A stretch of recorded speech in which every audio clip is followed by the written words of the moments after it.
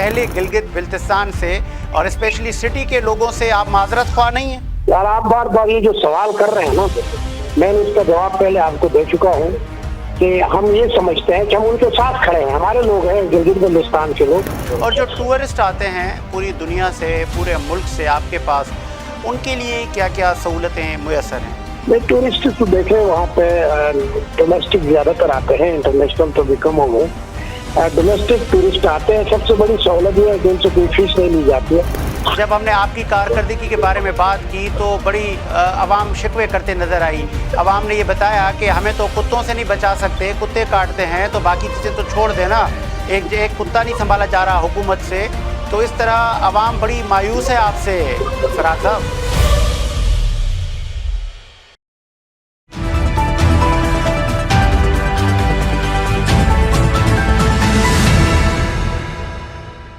बिस्मिल्लाहिर्रहमानिर्रहीम। To the point में मैं हूं साजिद हुसैन। मजबूत मुस्तहकम पाकिस्तान पर हम बात करते हैं कैसे मुल्क व मिल्लत की तामीर और तरक्की में हमने अपना किरदार अदा करना है। तामीर और तरक्की के सफ़र में गिलगित बिल्तिस्तान की क्या सूरत हाल है, आज हम इस पर बात करेंगे। स्पोक पर्सन गिलगित बिल्तिस्तान फैज़ुल्लाह फ़राक साहब ने हमें ज्वाइन किया है। खुशामदीद कहेंगे फैज़ुल्लाह फ़राक साहब। जी बहुत शुक्रिया सर। पहले ज़रा इंफ्रास्ट्रक्चर पे मैं आपसे टाइम लेना चाहूँगा, आपका मौक़िफ़ लेना चाहूँगा कि गिलगित बिल्तिस्तान के इंफ्रास्ट्रक्चर की बड़ी शिकायतें हैं, बताएंगे वजूहात क्या हैं?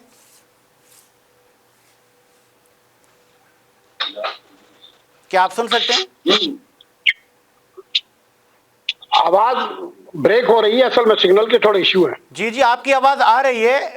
मेरा सवाल ये था कि इंफ्रास्ट्रक्चर का इतना बुरा हाल क्यों है? गिलगित बिल्तिस्तान में इंफ्रास्ट्रक्चर तो पहले से काफी बेहतर है, इतना बुरा हाल तो नहीं है।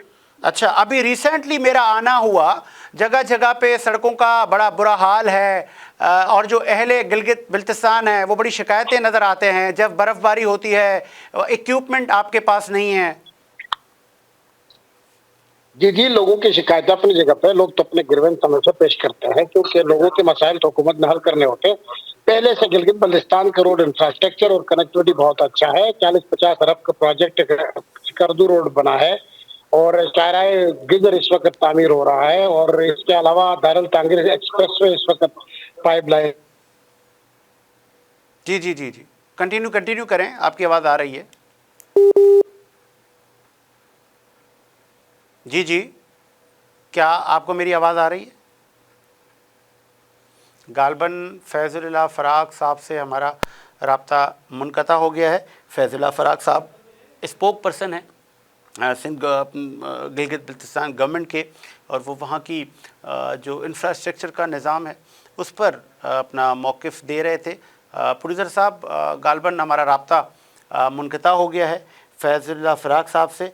अगर राब्ता बहाल हो जाए तो उनको दोबारा आप कंटिन्यू करें ताकि हम जान सकें कि कितनी सड़कों की तामीर की जा रही है, कितने पाइपलाइन में आपके पास प्रोजेक्ट हैं। इन तमाम चीज़ों पर हम आपका टाइम लेंगे। इस पर उनका क्या मौक़िफ़ है, कितना बजट मुख्तस किया गया है, वफाकी हुकूमत कितना सूबाई हुकूमतों को सपोर्ट कर रही है, इस पर हम उनसे बात करेंगे। क्या आप लाइन पर हैं सर? क्या आप सुन सकते हैं?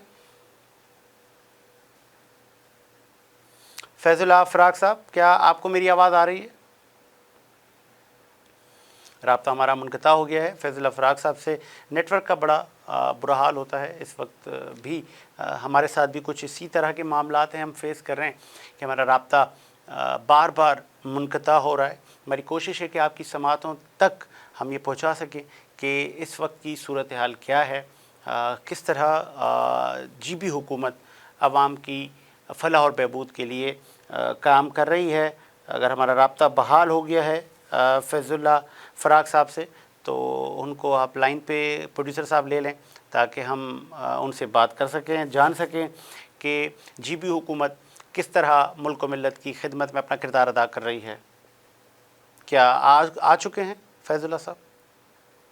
गालबन उनसे हमारा राब्ता मुनक़ता हो गया है और प्रोड्यूसर साहब हमें ब्रेक का कह रहे हैं। ब्रेक लेते हैं, ब्रेक के बाद हाज़िर होते हैं।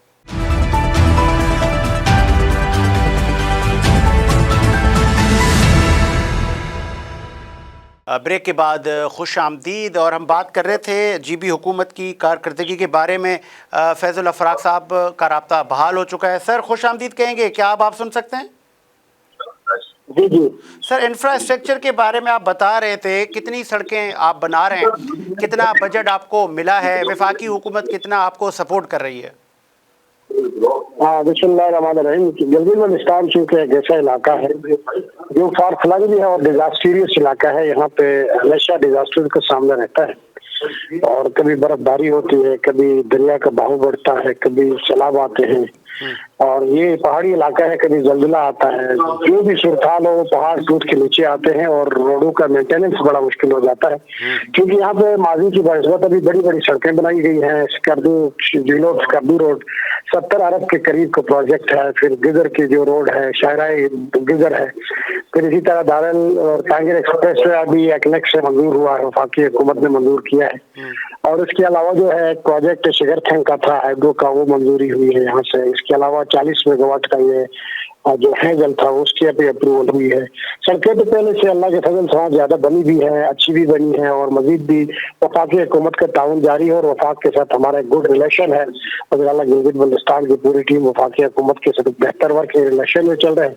लेकिन एक डिजास्टीरियस इलाका होने की वजह से बाईस दफा ये सड़कें टूट फूट का शिकार होती है, इसलिए मेंटेनेंस के इश्यूज आते हैं और सस्टेनेबल करना हमारे लिए मुश्किल हो जाता है। अक्सर लैंडस्लाइडिंग होती है, मौसम सरमा, अभी सर्दियां आ रही हैं, तो फिर 2-2 दिन सड़कें ब्लॉक होती हैं। क्यों, वजह क्या है? आपके पास भारी मशीनरी नहीं है? नहीं, हमारे पास मशीनरी तो है, लेकिन ये इलाका बहुत बड़ा असल में। अच्छा। यहाँ 15 से 20 लाख आबादी है, लेकिन ये इलाका 72,000 स्क्वायर मील का इलाका है। ये खैबर पख्तूनख्वा से थोड़ा सा छोटा है रकबे के एतबार से। तो इतना फैला हुआ इलाके के अंदर जो चूंकि एक वहाँ पे के इंतजामी यूनिट है, गिलगित बल्तिस्तान एक एडमिनिस्ट्रेटिव प्रोविंस है, वहाँ पे वसाइल तो हैं, डिजास्टर मैनेजमेंट भी है, मशीनरी भी है, लेकिन बहुत फैला हुआ इलाका है। उसके लिए बाद दफा नाकाफी हो जाती है, इसलिए टाइम लग जाता है कि सड़कें खोलने में। और जो टूरिस्ट आते हैं पूरी दुनिया से, पूरे मुल्क से आपके पास, उनके लिए क्या क्या सहूलतें मुयसर हैं? नहीं, टूरिस्ट तो देखें वहाँ पे डोमेस्टिक ज्यादातर आते हैं, इंटरनेशनल तो भी कम हो गए। डोमेस्टिक टूरिस्ट आते हैं, सबसे बड़ी सहूलत ये है कि उनसे कोई फीस नहीं ली जाती है और वहाँ पे डोमेस्टिक टूरिस्ट के ऊपर कोई टैक्स लागू नहीं है, कोई फीस चार्ज नहीं की जाती है। वो आजादाना तौर पर आते हैं, चाहते हैं, और हमारे लिए फिर उसको सॉलिड वेस्ट मैनेजमेंट करना पड़ता है, वहाँ पे इलाके को दोबारा साफ करना पड़ता है। तो टूरिस्ट के हवाले से वहाँ पे होटल हैं, चीजें हैं, कनेक्टिविटी है, कम्युनिकेशन है, सड़कें किसी हद तक बेहतर हैं। तो इस हवाले से जो डोमेस्टिक टूरिस्ट है उसके हवाले से बहुत सारी सहूलियात वहाँ पे मुयसर हैं और वो आजादाना तौर पर आते। पीस है सबसे बड़ी की गिलगित बल्तिस्तान में इस वक्त एक सस्टेनेबल अमन है और वहाँ पे क्राइम रेशियो बहुत कम है, अमन है। इस निस्बत से वहाँ पे टूरिस्ट का बहाव हर साल बढ़ जाता है और जी गवर्नमेंट भी अपनी बिसात के मुताबिक कोशिश करती है कि टूरिस्ट को जो फैसिलिटीज है वो प्रोवाइड की जाए। रियली अप्रिशिएट फैजुल अफराक साहब। लेकिन चूँकि हम तो जगह जगह पूरे पाकिस्तान में विज़िट करते रहते हैं, हमारे ज़राए बड़े स्ट्रॉन्ग होते हैं। जब हमने आपकी कारकर्दगी के बारे में बात की तो बड़ी अवाम शिकवे करते नज़र आई। अवाम ने ये बताया कि हमें तो कुत्तों से नहीं बचा सकते, कुत्ते काटते हैं, तो बाकी चीज़ें तो छोड़ देना, एक कुत्ता नहीं संभाला जा रहा हुकूमत से। तो इस तरह अवाम बड़ी मायूस है आपसे फराक साहब। नहीं, वहाँ पे कुत्ता एक नहीं है, असल में जो कुत्तों का जो मामला भी कुछ हफ्ते 10 दिनों से वो चीज चल रही है। वहाँ पे हजारों कुत्ते जो अचानक बावले हो गए हैं, खासकर गिलगित शहर में और अभी गिदर में भी और जेमर में भी। वहाँ पे अफसोसनाक इंतहाई अनफॉर्चुनेट है कि कुत्तों के काटने से लोगों की अमवात भी हुई है और बहुत सारे जख्मी भी हैं। हुकूमत ने जो करना था वो कर रही है, क्योंकि अभी तक 3000 कुत्ते सिर्फ गिलगित शहर में मारे जा चुके हैं और कुत्ता मार मुहिम पूरे डिस्ट्रिक्ट के अंदर जारी है। जो वैक्सीन थी उसके नतीजे में पहले तो वैक्सीन भी वहाँ पे कम दस्तयाब थी, अभी तमाम हॉस्पिटल के अंदर उसके नतीजे में जो वैक्सीनेशन है वो वैक्सीन प्रोवाइड की जा चुकी है। फिराक साहब, जो अमवात हुई हैं, कुछ लोग जख्मी हुए हैं, जिनके बच्चे, जिनके भाई, जिनके खाविंद इस दुनिया से चले गए आपकी नाअहली की वजह से, उनसे आप माजरत ख्वाह हैं, माफ़ी मांगेंगे उनसे? नहीं, हमारी इसमें हमारी क्या नाअहली है, हमने तो इक़दाम उठाए हैं یہ معاملہ اچانک ہوا ہے، اس کے بعد فوری طور پر حکومت نے جو ہے وہ اس پر اقدامات اٹھائے ہیں. نہیں کتوں کی اتنی تعداد بڑھ گئی تھی، 3-4 ہزار کتے آپ کے شہر میں تھے، تو آپ پہلے کہاں تھے؟ کتے اب مارے جا چکے ہیں، ہم پہلے بھی ایڈجسٹ کر رہے تھے، لیکن پہلے اس طرح کے واقعات نہیں تھے. کتے تو تھے لیکن واقعات نہیں تھے، اور جو باولے کتے پہلے ہوتے تو اس کو مارتے تو رہتے تھے. اس طرح کے واقعات تو نہیں ہوئے تھے کہ انسانوں کو مارے.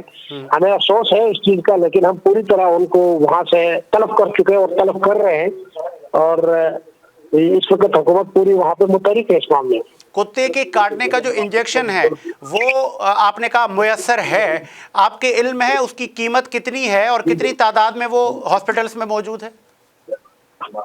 یہ اس وقت سینکڑوں کی تعداد میں مختلف ہاسپٹل میں موجود ہے. آپ کے علم میں ہے یہ؟ جی جی.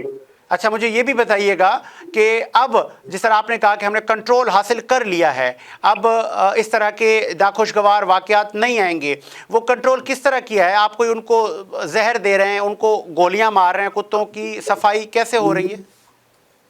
اس میں 3 چیزیں ہوئی ہیں. ایک تو ہم نے ایک ہفتے کا ٹائم لوگوں کو بھی دیا ہے کہ کچھ لوگوں نے اپنے گھروں میں اپنی مرضی سے کتے رکھے ہیں، ان کو ہم نے یہ ٹائم دیا ہے کہ ان کو 1 ہفتے کے اندر ویکسینیشن کریں.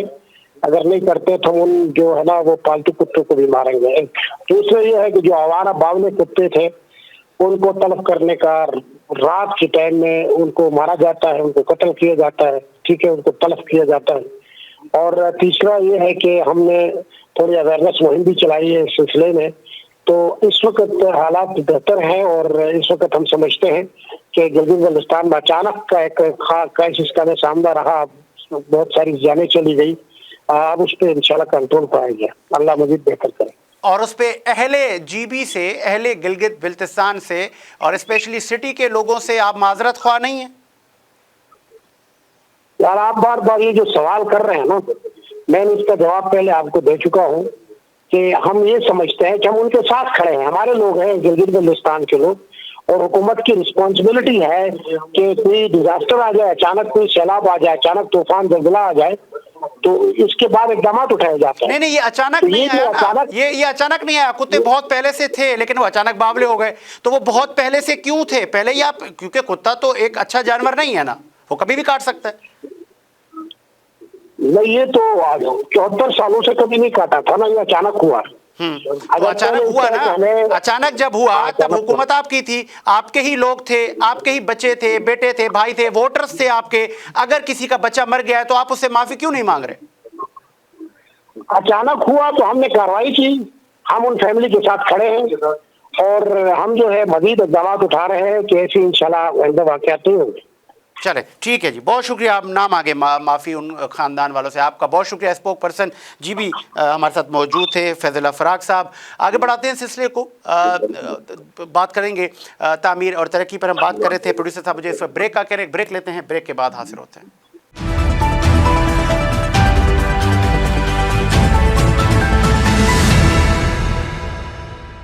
بریک کے بعد خوش آمدید. پروگرام کو مزید آگے بڑھاتے ہیں اور اس وقت میں جوائن کیا ہے، سینیٹر ہیں آپ، جنرل ریٹائر قیوم صاحب نے میں جوائن کیا ہے. خوش آمدید کہیں گے جنرل ریٹائر عبد القیوم صاحب شو میں. جی بہت مہربانی سر. چونکہ پاکستان کے لیے یہ ایک بہت بڑا اعزاز ہے کہ ایس سی او ہونے جا رہی ہے، اور چین کے وزیر اعظم بھی پہنچ گئے، ہم نے ان کو گارڈ آف آنر بھی دیا ہے. آپ کیسا دیکھ رہے ہیں اس کامیابی کو؟ دیکھیں، یہ ایک آبویسلی ایک بہت امپارٹنٹ ایک میٹنگ ہے. جی جی. اس میں ساؤتھ ایشیا کے باقی کنٹریز ہیں اور آل امپارٹنٹ کنٹریز ادھر ہیں. یہ ایک تو سمٹ ہوتی ہے جس میں ہیڈ آف دی اسٹیٹ آتے ہیں. یہ ایک council of the head of the government کی ہے جو سیکنڈ ٹیئر پہ ہے، جہاں چیف ایگزیکٹوز ہیں. تو یہ بیسٹ موقع ہوتا ہے بیسٹ ریلیشنز قائم کرنے کے لیے. چین اور روس بہت امپارٹنٹ ہیں، اور سینٹرل ایشین ریپبلکس بھی ہیں. انڈیا کے ساتھ بھی ایک کانٹیکٹ کی بات ہے جو اچھی بات ہے. ہم نے تو کبھی بھی کانٹیکٹ سے نہیں کیا اعتراض. تو مقصد یہ ہے کہ اس کے جو مقاصد ہیں وہ 3 فولڈ ہیں. ایک پولیٹیکل ہیں تاکہ آپ اپنے آپس میں الائنس کریں، اور ایک اکنامکس کے ہیں، اور ٹھیک ہے، ٹھیک ہے، ابھی جو پولیٹیکل ہے اس میں تو یہ ریلیشن شپ ہے، جو اکنامکس کے ہیں اس میں ٹریڈ بھی ہے، اور اس کے اندر آپ کے اور بہت سے انرجی ہے، ایگریکلچر ہے، انڈسٹری ہے، مائننگ ہے، بہت لمبا فیلڈ ہے۔ اور تیسرا جو ہے وہ ان کا سیکیورٹی کے اوپر ٹیررزم ہے بہت زیادہ، فاشزم، ریڈیکلزم، اس طرح کی یہ چیزیں ہیں۔ تو آئی تھنک یہ ساری امپورٹنٹ چیزیں ہیں جس میں پاکستان ایک کلیدی رول ادا کر سکتا ہے، بیکاز اس کی سینٹرل پوزیشن ہے۔ تو صحیح، عمل فائدہ اٹھانا چاہیے، یہ پاکستان کے لیے گریٹ آنر ہے، ہماری معیشت بھی بیٹر ہو رہی ہے اللہ کے کرم سے، اس نے ٹیک آف کر لیا ہے، اور ہماری سفارتی سطح کے اوپر بھی ایک پذیرائی ہے جو کہ بہت اچھی ہے، اور دہشت گردوں کے پیچھے بھی خدا کے کرم سے ہم اکٹھے ہو کے سب کو مل کے ان کے تعاون کے ساتھ ان کے پیچھے پڑیں گے اور ان کی بھی کمر توڑیں گے۔ جنرل صاحب بڑی خوبصورت آپ نے باتیں کہیں اور بڑا ڈیٹیل میں آپ نے اے سی او کی اہمیت پر روشنی ڈالی، لیکن دوسری جانب ملک کی سب سے بڑی اپوزیشن کی جماعت خود کو کہنے والی پارٹی وہاں پہ اجلاس بلا کے بیٹھی ہے کہ ہم 15 کو احتجاج کریں گے، تو یہ کہاں کی عقل مندی ہے، یہ کہاں کی سیاست ہے؟ کیا ماضی میں اس کی کوئی مثال ملتی ہے ایسی پولیٹکس کی؟ دیکھیں، یہ بڑی جماعت نہیں ہے، یہ ایک ہجوم ہے جس میں لیڈر لیس ہے۔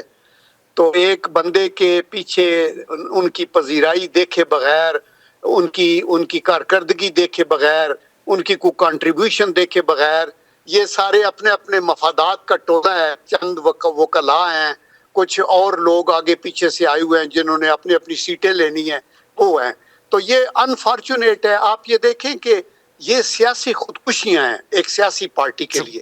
اگر عمران خان صاحب کے ساتھ کوئی اچھے ایڈوائزر ہوں تو آپ لوگوں کا دل جیتنے کے لیے یہ کہیں کہ جی ایسے موقعوں کے اوپر تو ایمرجنسی ہو، ایسے حالات ہوں جہاں باہر سے مہمان آ رہے ہیں تو ہم ایک، لیکن ان کی تاریخ آپ کے سامنے ہے۔ جب چائنیز صدر آیا تھا تو انہوں نے کیا کیا تھا، ہم ڈیلیڈ ہو گیا سی پیک، پھر آپ نے دیکھا کہ یہ پارلیمنٹ سے انہوں نے استعفے دے دیے اور پھر منتیں کرتے رہے واپس آنا ہے، پھر انہوں نے اسمبلیاں توڑ دی جو کہ ایک بہت بڑا ایک بلنڈر تھا۔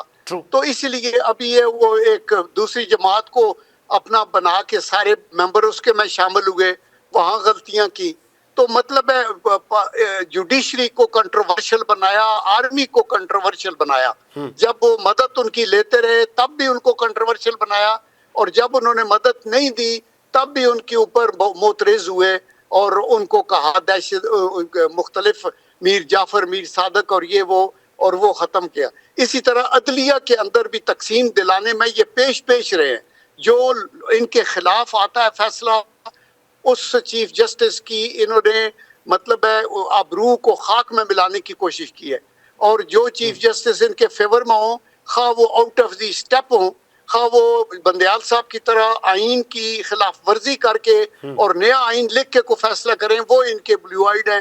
تو مطلب ہے انہوں نے ہر ادارے کو بھی نقصان پہنچایا، ملک کو بھی۔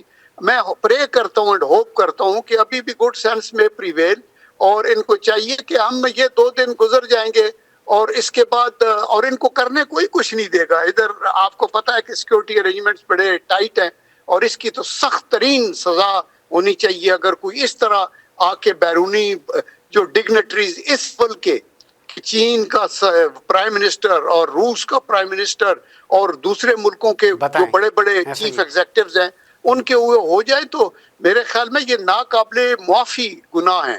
اس سے پہلے انہوں نے جی ایچ کیو کی اسٹیبلشمنٹس وغیرہ پہ حملے کیے، وہ ایک اور بلنڈر تھا، یہ ایک اور بلنڈر ہے۔ اچھا، یہ بھی بتائیے گا سر، چونکہ 26ویں آئینی ترمیم بھی حکومت کرنے جا رہی ہے اور اس وقت حکومت کا مورال خاصا اپ ہے، اور حکومت اس وقت کافی سنجیدہ بھی ہے اور پر امید بھی ہے، بلاول صاحب بھی کہتے نظر آ رہے ہیں کہ ہم یہ آسانی سے کر جائیں گے۔ دوسری جانب جو ایک نیریٹو بلڈ کیا جا رہا ہے، عوام کو یہ بتایا جا رہا ہے پی ٹی آئی کی طرف سے کہ یہ عدلیہ کو اثر انداز کیا جا رہا ہے، اب ہائی کورٹ کا جج حکومت کی مرضی سے لگے گا، جس کے پاس کیس ہوگا حکومت چاہے گی اس کو ٹرانسفر کر دے گی، 2 ججز، 2 وزراء اعظم، مطلب یہ ہونے کیا جا رہا ہے؟ کچھ آپ اس پہ روشنی ڈالیں گے؟ دیکھیں، بات یہ ہے کہ یہ جو آئینی اصلاحات ہیں یا لیگل اصلاحات ہیں، لیگل ریفارمز، یہ ایک، اور جوڈیشل ریفارمز، یہ ایک آؤٹ اسٹینڈنگ ایشو ہے، اور آئیڈیلی میں یہ کہتا ہوں آئیڈیلی تو ساری جماعتوں کو مل کے اپوزیشن کو بھی حکومت کو بھی دیکھنا چاہیے کہ کون سی چیزیں ضروری ہیں اور ان کو کریں، اس میں سیاسی مفادات نہیں. اگر وہ ممکن نہیں ہے تو اگر الائنس ایسی بنتی ہے جس کے پاس 2/3 میجارٹی ہے تو ان کو ضرور کرنی چاہیے. اور وہ 2/3 میجارٹی جب اور یہ ان کو ابھی ملی ہے تو لیکن ابھی اب نارمل حالات ہیں، انہوں نے عدلیہ کو پولیٹیسائز کر دیا ہے. آپ یہ دیکھیں کہ کیسز سارے جمع ہو گئے ہیں عدالت میں، 60,000 سپریم کورٹ کے اندر کیسز ہیں جو کہ لٹیگینٹس رل گئے ہیں، قتل کے کیسز ہیں، زمینوں کے کیسز ہیں، کرمنل کیسز ہیں، سول کیسز ہیں. ان کے بجائے ہٹ کے تو یہ ایک ڈرامہ لگا رہتا ہے. کانسٹیٹیوشنل کورٹس اس وقت دنیا کے تقریباً 77 ممالک میں کانسٹیٹیوشنل کورٹس ہیں. اس کے اندر آپ یہ دیکھیں کہ جرمنی ہے، فرانس ہے، ساؤتھ افریقہ ہے، ٹرکی ہے، بڑے بڑے ممالک ہیں جہاں. اور یہ اور اس کے فیصلے کانسٹیٹیوشن، اس میں کانسٹیٹیوشنل ایکسپرٹس بیٹھتے ہیں. تو یہ ہے. نمبر 2 یہ کہہ رہے ہیں کہ ججز کا سینیارٹی کے اوپر جو صرف کرنا سے وہ بات حل نہیں ہوتی. یہ پارلیمنٹ کا اور چیف ایگزیکٹو کا اختیار ہے کہ وہ صرف سینیارٹی نہ دیکھے، وہ سوٹیبلٹی اور میرٹ بھی دیکھے. اور اگر اپنے اس رینک میں جب آپ ہائی کورٹ کا چیف جسٹس بنتے ہو یا سپریم کورٹ کا چیف جسٹس بنتے ہو تو اگر آپ کرپشن میں انوالو ہو گئے ہیں، اگر آپ پولیٹیسائز ہو گئے ہیں، اگر آپ کے خلاف کوئی شکایت آئی ہے تو اس کا یہ مطلب نہیں کہ آپ اگلا جو ہے سٹیپ بھی وہ بنا کے ہم بیٹھ جائیں گے. تو دیٹ از دی ریزن کہ ججز کی تعیناتی کے اوپر حکومت کا رول اپنا اس حد تک ہونا چاہیے. اور نمبر 2 ان کا ٹینیور بھی ہونا چاہیے 3 سال کا، اور اس کے مطابق ہی چلنا چاہیے. یہ بڑی جائز مطالبات ہیں. اس کے اوپر میں نے اپنا میرا کالم بھی آج نوائے وقت میں آیا ہے، اس کو آپ دیکھ لینا، میں نے اس کے اندر لکھا ہے. میرا تو لاسٹ یہ انشاءاللہ اس کو بھی پورا کر لیا جائے. میرا آپ سے لاسٹ سوال ہے آپ سے جنرل ریٹائر عبدالقیوم صاحب. ایک نیریٹو یہ بھی ہے کہ منصور علی شاہ کے لیے پاکستان تحریک انصاف بلے بلے کر رہی ہے. دوسری جانب 63A پر بھی میرا آپ سے سوال ہے، کیا جسٹس فائز عیسیٰ نے کانسٹیٹیوشنل بحال کیا، بہت اچھا کیا، پھر عمر عطا بندیال نے ایسا کیوں کیا؟ کیا ان کو نہیں کرنا چاہیے تھا؟ 2 سوال ہیں. میں چاہوں گا کہ ذرا آپ چونکہ بہت اچھا بولتے ہیں، ڈیٹیل میں روشنی ڈالتے ہیں. دیکھو جو 63A ہے نا، جی جی اس میں بھی جو قدغن لگی ہوئی ہے نا کہ جو پارلیمنٹ کے ممبرز ہیں وہ 3-4 جگہوں پہ ووٹ نہیں دے سکتے، مثلاً کٹ موشن میں، مثلاً نو کانفیڈنس میں، مثلاً امینڈمنٹ کے اندر، کانسٹیٹیوشنل امینڈمنٹ کے اندر، مثلاً پرائم منسٹر کی سلیکشن میں. یہ 4 چیزیں ہیں. اس کے اندر بھی یہ جو ہے نا نو کانفیڈنس وغیرہ، یہ ایکچولی یہ کلاس 63A میں، اور اس میں یہ تھا کہ اگر آپ دیں گے ووٹ تو اگر آپ کی پارٹی کا صدر آپ کو نو دے گا، آپ کو شو کاز نوٹس دے گا، اور اگر آپ کا جواب تسلی بخش نہ ہوا تو وہ آپ کو ڈی سیٹ کر سکتا ہے، کہہ سکتا ہے. لیکن یہ کبھی بھی نہیں ہوا کہ آپ ووٹ بھی نہ دیں اور یا ووٹ دیں تو ڈی سیٹ کر کے آپ کا ووٹ کاؤنٹ نہ ہو. ووٹ تو کاؤنٹ ہر حالت میں ہوتا ہے، صرف یہ ہے کہ وہ آپ کو نکال سکتا ہے. تو یہ ایک غلط چیز ہے. دیکھیں کانسٹیٹیوشن کے جو شروع کی پروویژنز ہیں اس میں یہ ہے کہ ہر بندہ ضمیر کے مطابق ووٹ دے سکتا ہے. یہ پہلے بھی جو امینڈمنٹ میں آیا ہوا ہے وہ اتنا ٹھیک نہیں ہے، لیکن ابھی ہم اسی کو بحال رکھیں. آپ اپنے طور پہ یہ نہ کہیں کہ آپ نے ووٹ نہیں دیا تو آپ کی سیٹ بھی غائب، ووٹ بھی نہیں کاؤنٹ ہوگا. یہ کہیں بھی نہیں ہوتا، نہ ہو سکتا ہے. اسی کو انہوں نے ٹھیک کیا ہے، اور اب بھی لوگ اپنی ضمیر کے مطابق اپنا ووٹ وہ دیں گے. اگر نہیں دیں گے تو ان کی پارٹی، اگر وہ انڈیپینڈنٹ نہیں ہے تو ان کی پارٹی شو کاز نوٹس دے گی اور اس کے بعد وہ پارٹی ان کو نکال سکتی ہے، لیکن ووٹ ان کا کاؤنٹ ہوگا. تو یہ بھی ایک بالکل بجا اور ٹھیک بات ہے. تو پی ٹی آئی والوں کو ایسا کیوں لگ رہا ہے کہ منصور علی شاہ جیسے ان کے لیے سافٹ کارنر رکھتے ہیں، وہ بلے بلے کرتے نظر آتے ہیں، حالانکہ چیف جسٹس آف پاکستان کی کوئی پارٹی نہیں ہوتی، وہ تو ایز پر لا فیصلے دیتے ہیں؟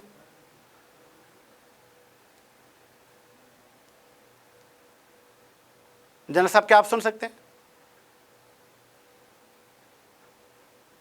کیا آپ کو میری آواز آ رہی ہے سر؟